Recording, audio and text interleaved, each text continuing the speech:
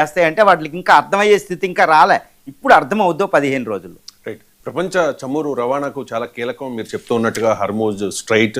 So ఇది Hormuz జలసంధి అనేది ఇరాన్ ఆధీనంలో ఉంది.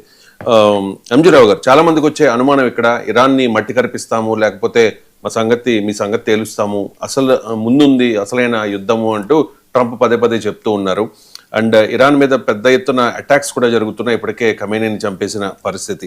మరి అలాంటి గ్రేట్ పవర్స్ అయిన అమెరికా అండ్ ఇజ్రాయెల్, ఈ రెండు దేశాలు ఎందుకు ఇరాన్ నుంచి హర్మూజ్ స్ట్రైట్ ని విడిపించలేకపోతూ ఉన్నాయి? ఎస్ అండి, ఇప్పుడు ఆపరేషన్ ఎపిక్ ఫ్యూరీ అని, ఆపరేషన్ రోరింగ్ లయన్ అని ఇజ్రాయెల్ అమెరికా కలిపి సుమారు 1000 యుద్ధ విమానాలు పంపిస్తున్నాయి. వందలాది యుద్ధ విమానాలు ఇరాన్ గగనతలం మీద ఉన్నాయి. డొనాల్డ్ ట్రంప్ చెప్తున్నాడు, Iran air space air superiority సంపాదించాం, ఇంకా ఇరాన్ యుద్ధ విమానాల పైకి ఎగరలేవన్నమాట. మొత్తం ఎయిర్ స్పేస్ అంతా అమెరికాయే ఉంది. అమెరికా ఎయిర్ క్రాఫ్ట్ క్యారియర్లు USS Abraham Lincoln, USS Gerald R Ford ఉన్నాయి, న్యూక్లియర్ సబ్మెరీన్స్ ఉన్నాయి, వందలాది షిప్పులు ఉన్నాయి, 50,000 అమెరికన్ ఎయిర్ ఫోర్స్ అమెరికా దళాలు ఉన్నాయి. కానీ ఇరాన్ హర్మూజ్ స్ట్రైట్ క్లోజ్ చేస్తే అమెరికా ఎందుకు దాన్ని విడిపించలేకపోతుంది? కేవలం 37 కిలోమీటర్ల వెడల్పు, 137 కిలోమీటర్ల పొడవు ఉన్న హర్మూజ్ స్ట్రైట్ని ఎందుకు ఓపెన్ చేయలేకపోతుంది? మరి ఇరాన్ బలం ఏంటంటే ఇక్కడ చాలా పెద్ద విషయాన్ని గమనించాలని, this is the power of Iran అని చెప్తాను నేను. అంటే ఆ జోగ్రఫీని, ఆ యొక్క ప్రకృతిని ఒక వెపన్ కింద మార్చేసింది ఇరాన్. అందుకే ఇప్పటివరకే ఇరాన్ ఎందుకంటే దాన్ని క్లోజ్ చేయలేదు. ప్రపంచ ఆర్థిక అంటే ప్రపంచంలో 20% ఆయిల్, 20% గ్యాస్ దాని ద్వారా వెళ్తుంది. ముఖ్యంగా India, China, Japan, south Korea, south east Asian nations, Europe వెళ్తూ ఉంటాయి. కాబట్టి దాన్ని క్లోజ్ చేసిందంటే ఈ దేశాలు కూడా ఇన్వాల్వ్ అవ్వాలి. ఇప్పుడు అమెరికా ఎందుకు రిలీజ్ చేయలేకపోతుందంటే జాగ్రత్తగా గత 1979 నుంచి ఇప్పుడు 2020 గత 47 సంవత్సరాలుగా అమెరికా ఏ రోజైనా ఇరాన్ మీద అటాక్ చేయొచ్చు. ఇరాన్ బలహీనమైన దేశం అమెరికాతో పోలిస్తే. కాబట్టి ఇరాన్ ఈ యొక్క అసిమెట్రిక్ వార్ఫేర్, ఒక యుద్ధ తంత్రాన్ని డెవలప్ చేసింది. అదే హర్మూజ్ స్ట్రైట్, అందులో ఒక బ్రహ్మాస్త్రం. అది క్లోజ్ అనేది దాన్ని పెట్టుకుంది. అందుకే ఈ హర్మూజ్ స్ట్రైట్ దగ్గర ఇప్పుడు ఇంత అమెరికన్ ఫోర్స్ ఎందుకు రిలీజ్ చేయలేదంటే ఈ 37 కిలోమీటర్ల వెడల్పు, 167 కిలోమీటర్ల పొడవులో అది ల్యాండ్ మైన్స్ పెట్టింది. ఆ తర్వాత వేల కొలది చిన్న చిన్న మిలిటరీ బోట్లు ఉంటాయండి. కొన్ని ఒక 15 టన్నుల పేలుడు పదార్థంతో చాలా ఫాస్ట్గా మిలిటరీ బోట్లు వెళ్తాయి. అవి ఏదైనా ఆయిల్ షిప్ వస్తే దాన్ని పేల్చేయగలం. కాబట్టి ల్యాండ్ మైన్లు ఉన్నాయి. ఆ ల్యాండ్ మైన్లు యాక్టివేట్ చేసి పెట్టేసింది. కాబట్టి అది ఎట్టి పరిస్థితులు ఏ ఆయిల్ ఇది వచ్చినా అది పేలిపోద్ది. అందుకని ఇప్పటికే 3 ఆయిల్ ట్యాంకర్లు పేల్చేసింది. అది ఒమాన్ తీరంలో, ఈ గల్ఫ్, తర్వాత ఈ దుబాయ్ తీరం దగ్గర. ఈవెన్ ఇండియన్ షిప్ కూడా పేల్చారు. కాబట్టి 700 ఆయిల్ షిప్లు అక్కడ చిక్కుబడిపోయినాయి. కాబట్టి అవి దాటుకుని రావు. ఎందుకంటే అది వచ్చేది ఆయిల్ షిప్ పెద్ద పెద్ద ఆయిల్ ట్యాంకర్లు.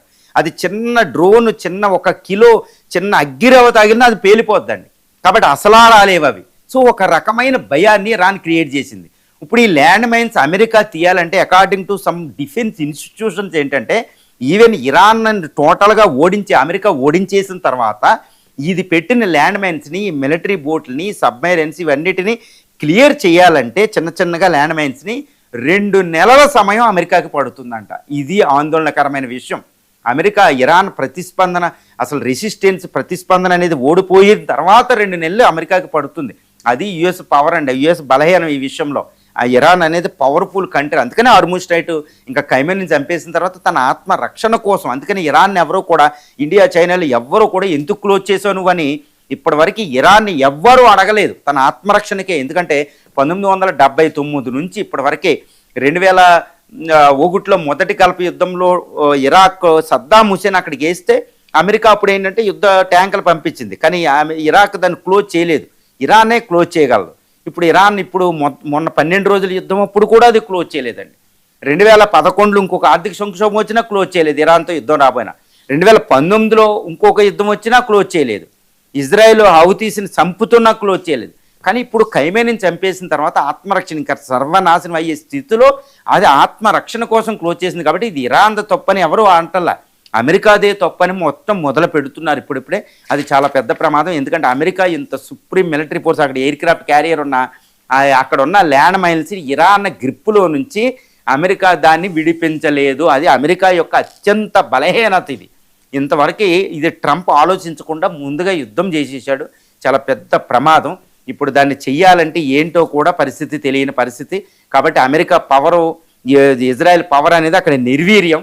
ఓన్లీ ఇరానే పవర్ఫుల్ కంట్రీ అనేది అక్కడ జోగ్రఫీ. చూడండి, నేను ఎందుకు అంటున్నానంటే ఇదేంటి అంటారు, ఎప్పుడూ చెప్తూ ఉంటా.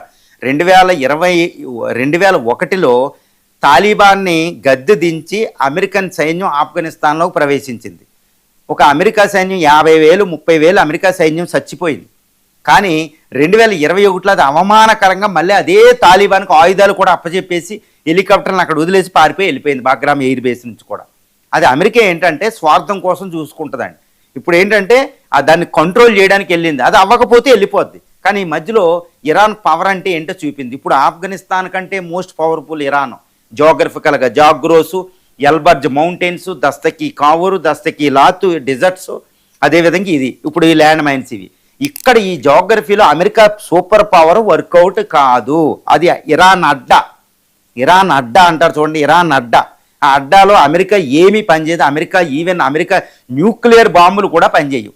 దానికి అంత ఇరాన్ ల్యాండ్ మైన్స్ పెట్టింది, ల్యాండ్ మైన్స్ క్లియర్ చేయలేరు. కాబట్టి హర్మూజ్, అమెరికా అనేది అత్యంత బలహీనమైన కంట్రీ ఇరాన్ దగ్గర. అందుకనే ఒక పెద్ద సర్వే జరిగిందనమాట, ప్రపంచంలో ఒక టాప్ 10 కంట్రీస్తో యుద్ధం చేయలేమని. అందులో ఆఫ్ఘనిస్తాన్తో కూడా యుద్ధం చేయలేరు ఎవరు. అందులో ఇరాన్ కూడా ఒకటి ఉంటుంది, ఇంకా కొన్ని దేశాలు ఉంటాయి, ఇండియా ఒకటి, ఆస్ట్రేలియా ఒకటి. ఈ దేశాలను ఓడించలేరు, ఎందుకంటే చాలా పెద్ద దేశం ఆస్ట్రేలియా, ఏమోలో ఓడిస్తారు. ఇండియా అనేది చాలా పెద్ద కల్చరు, పాపులేషన్. దీన్ని అసలు ఈ ప్రపంచంలో ఏ పవర్ కూడా ఓడించలేదు. రష్యా, అమెరికాలో అందులో ఉంటాయి. సో ఎవరు ఓడించలేదు. ఇరాన్ ఆ కేటగిరీలో ఉంది. మరి అమెరికా వెళ్ళి ప్రభుత్వాన్ని మార్చేస్తాం, ఇరాన్ ఓడించేస్తాం అంటే అది ట్రంప్ యొక్క ఆలోచన రాహిత్యం అనమాట. అందుకని ఇంతవరకు 1979 నుంచి అమెరికా అధ్యక్షుడు కూడా ఇరాన్ మీద అటాక్ చేయలేదు. మరి ఇప్పుడు పెంటగాన్ మళ్ళీ చెప్పింది ఏదో ఒప్పందం చేసుకోవాలో గౌరవప్రదంగా. అంతకుముందు ఒబామా 2015లో చేసుకున్నట్టు, అంటే ఈయన యుద్ధమే చేసేసాడు. ఇది చాలా ఘోరం. మరి హర్మూజ్ స్ట్రైట్ని ఎలా విడిపిస్తుంది అమెరికా అంటే దాని బలహీనత. అందువల్ల ప్రపంచం ఏ విధంగా ప్రతిస్పందింతో చూడాలి. రైట్.